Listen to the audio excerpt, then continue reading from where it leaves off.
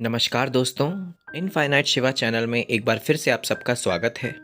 जैसे कि हम सब जानते हैं कि आज नवरात्रि का दूसरा दिन है, यानी माँ ब्रह्मचारिणी का दिन है और इस दिन माँ ब्रह्मचारिणी के स्वरूप की पूजा की जाती है। तो आज आपको मैं इस वीडियो में बताऊंगा कि आप किस तरीके से माँ ब्रह्मचारिणी की साधना करके एक ही दिन में माँ ब्रह्मचारिणी को सिद्ध कर सकते हैं। तो कृपया वीडियो को पूरा देखिएगा ताकि आपको सही जानकारी प्राप्त हो सके और आप सही तरीके से साधना करके इस दिन का लाभ उठा सकें। तो यदि अब आपको मैं माँ दुर्गा के ब्रह्मचारिणी स्वरूप के बारे में बताऊं, तो ब्रह्मचारिणी का अर्थ होता है ब्रह्म में विचरण करने वाली, या फिर इसको दूसरे शब्दों में कहें तो तपस्या में लीन रहने वाली। और एक खास बात आपको मैं बता दूं कि माँ ब्रह्मचारिणी का जो संबंध होता है ये हमारे स्वाधिष्ठान चक्र से होता है।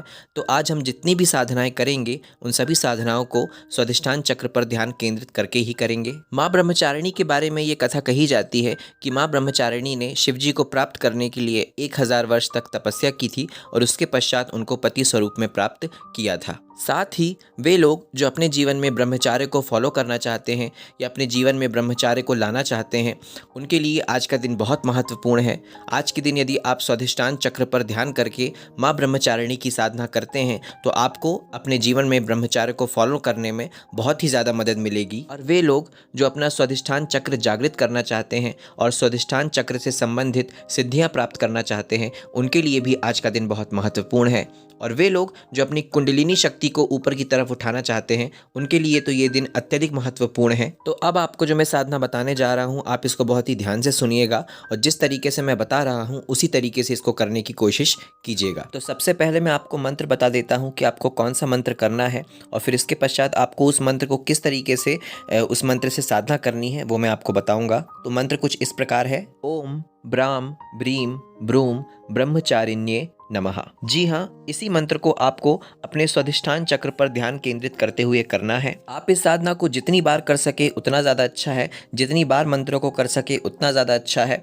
और मैं तो ये कहूँगा कि माला के साथ करें तो ज़्यादा अच्छा है। उसमें आपको एक काउंटिंग रहेगी कि आपने कितनी बार उस मंत्र को अपने स्वाधिष्ठान चक्र में किया है। और मैं ये भी उम्मीद करता हूँ कि मैंने अभी तक आपको जितनी साधनाएँ बताई हैं, आप उन साधनाओं को भी नवरात्रि के अवसर पर कर रहे होंगे। यानी बीज मंत्रात्मक सप्तशती साधना, उसकी मैंने पीडीएफ और बाबा जी का रिकॉर्डिंग भी हमारे टेलीग्राम चैनल पर दे दिया है। तो यदि आपने ज्वाइन नहीं किया है तो वहां से जाकर आप उसे प्राप्त कर लीजिए। और इसके अलावा जो मैंने बहुत ही महत्वपूर्ण साधना कुंडलिनी जागरण के लिए आपको बताई है, और इस नवरात्रि के अवसर पर आप वो कुंडलिनी शक्ति जागरण की साधना बहुत ही आसानी से कर सकते हैं और बहुत ही उसके दुर्लभ प्रभाव आपको देखने को मिलेंगे। तो उस साधना का वीडियो भी मैंने अपने टेलीग्राम चैनल पर डाल दिया है। उस साधना का नाम आपको पता ही होगा, महामृत्युंजय गायत्री मंत्र साधना।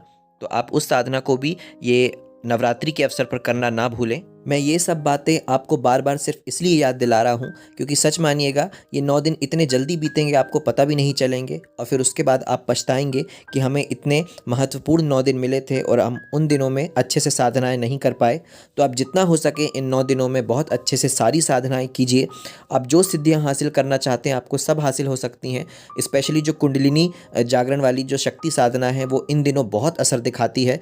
तो कृपया यदि आप अपनी कुंडलिनी शक्ति जागरण करना चाहते हैं तो उस साधना को करना बिल्कुल भी ना भूलें। और जितना हो सके अपने साधनाओं का स्तर ऊपर बढ़ा दीजिए। आप जितना साधना करते थे उससे कहीं ज़्यादा करने की कोशिश कीजिए, क्योंकि यही वो 9 दिन हैं जो आपके काम आने वाले हैं। इसके बाद अपनी संसारिक दुनिया में आप वैसे भी लौट ही जाएंगे, लेकिन ये 9 दिन तक आप अपने जो एक कंफर्ट लेवल है उससे आगे बढ़ने की कोशिश ज़रूर कीजिएगा। आपके बुरे कर्म किसी भी रूप में आपको रोकने की कोशिश ज़रूर करेंगे, पर आपको अपना 200% देना है और इन 9 दिनों का लाभ उठाना है। ये नवरात्रि के 9 दिन इतने महत्वपूर्ण हैं कि आप हर एक दिन में एक एक देवियों की सिद्धि कर सकते हैं। इतना पावरफुल दिन है, तो इतने पावरफुल दिनों को आप ऐसे ही वेस्ट मत जाने दीजिएगा।